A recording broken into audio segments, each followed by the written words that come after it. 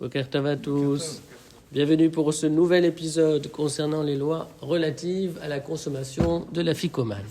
Précisément, dans le Shulchan Aruch, toujours au Rachaim, toujours dans le chapitre 478, au paragraphe numéro 1, vous avez cette halakha qui nous dit qu'après avoir consommé la ficomane, on ne doit plus rien manger.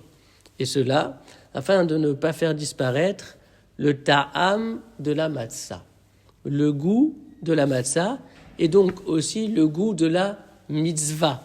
La mitzvah doit laisser une trace, une empreinte, une marque. La mitzvah ne peut pas s'épuiser par elle-même et pour elle-même, c'est-à-dire qu'à partir du moment où on accomplit la mitzvah, eh bien, elle disparaît. Non, ce n'est pas possible d'envisager les choses de cette manière parce que la mitzvah est censée nous transformer, ne serait-ce qu'inconsciemment, et faire naître en nous le souhait d'être différent après avoir accompli la mitzvah.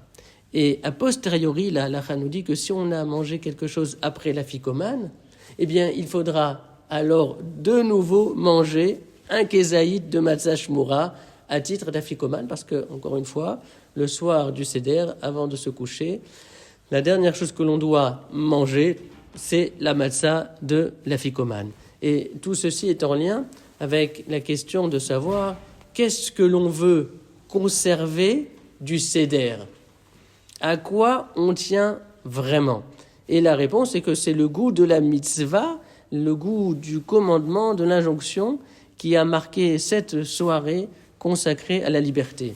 Car en réalité, le ta'am, le goût de la mitzvah, c'est ça qui offre le ta'am de la vie. Le ta'am, c'est aussi le sens, la signification. Et c'est à partir du moment où un homme ne subit pas sa vie, mais il a bien l'impression d'avoir une shlichut, d'avoir une mission, vraiment à ce moment-là, on peut dire que l'homme est libre, et c'est tout ceci qui est suggéré par le fait de ne rien manger après la ficomane.